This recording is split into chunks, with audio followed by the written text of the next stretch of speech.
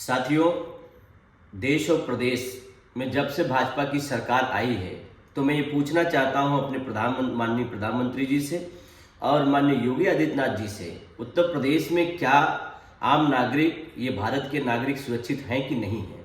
हम समझते हैं कि जिस तरीके से अयोध्या में प्रदीप यादव जो समाज सेवी हैं, समाजवादी पार्टी से जुड़े भी हैं, जहां तक हम जानते हैं उनके बारे में कि अनाथ बच्चे जो किसी भी समाज के हों, किसी भी धर्म के हों, उनका सेवा करना और गरीब मजदूरों का जो है उनकी बात करना, उनके हक और अधिकार की लड़ाई लड़ना। जिस तरह से किसी का भी रोड एक्सीडेंट हो या तमाम इस तरीके से एक्सीडेंट हो या अस्पतालों पे कार्य करने का अगर उनकी जो सेवा भाव है, उस तरीके से वह व्यक्ति लगातार लगा हुआ है। और ऐसे जो समाज सेवी हैं, सम्मानित व्यक्ति हैं, उनको देवेंद्र पांडे यशो इनायत नगर के और एसएसपी अयोध्या जी के कहने पर, अयोध्या जनपद के कहने पर उस व्यक्ति को मां की गाली देते हैं। ये कहां का ये भारतीय सम्मान है। हम समझते हैं कि क्या इस भाजपा की सरकार में जितने अधिकारी और कर्मचारी और भाजपा के नेता हैं, ये सब बेलगाम हो चुके हैं। क्या किसी का सम्मान करना नहीं जानते? माँ का सम्मान सबसे ज्यादा ऊंचा होता है, मैं जहां तक समझता हूं। इस देश में माँ का जो सम्मान है सर्वोपरि है। और उस माँ को गाली देते हो, क्या तुमको ये पता नहीं किस माँ से तुम आए हो देवेंद्र पांडे? तुम्हें इस बात का नहीं पता है कि किसी माँ को गाली देने से पहले तुम अपनी माँ की तरफ भी देख लेते? जिस माँ को गाली दे रहे हो उसी माँ के कोख से तुम भी पैदा हुए हो।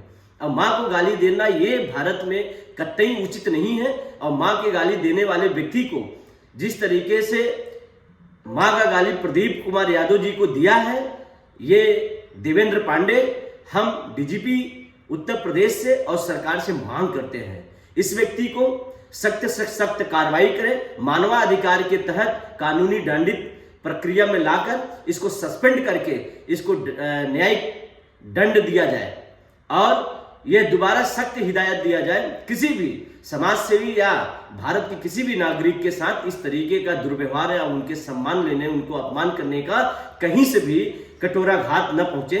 इस चीज का आगे से भी हम चाहते हैं कि सरकार, भारत सरकार और उत्तर प्रदेश सरकार इस बात को जो है लोगों के बीच में एक शपथ पत्र जारी करे कि किसी के भी सम्मान के साथ अगर खिलवाड़ किया जाएगा और कोई भी अधिकारी कर्मचारी करेगा तो उसको जो है छोड़ा नहीं जाएगा। हम यही मांग करते हैं और प्रदीप यादव जी से यह कहना चाहेंगे कि आप समाज सेवी हैं, आप हमेशा गरीबों की मदद किए हैं, अनाथों की मदद किए हैं, मजदूरों की मदद किए हैं, असहायों की मदद किए हैं।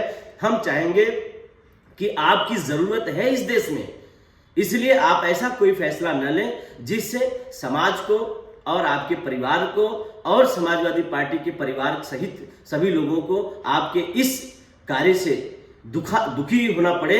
मैं आपसे यह कहना चाहूंगा, आप साहस के साथ, हिम्मत के साथ खड़े रहिए, हम लोग आपके साथ हैं। आप मित्र उस तरीके का कार्य मत करिएगा जिससे जिस चीज को सुनकर हम लोगों को बहुत दुख हो।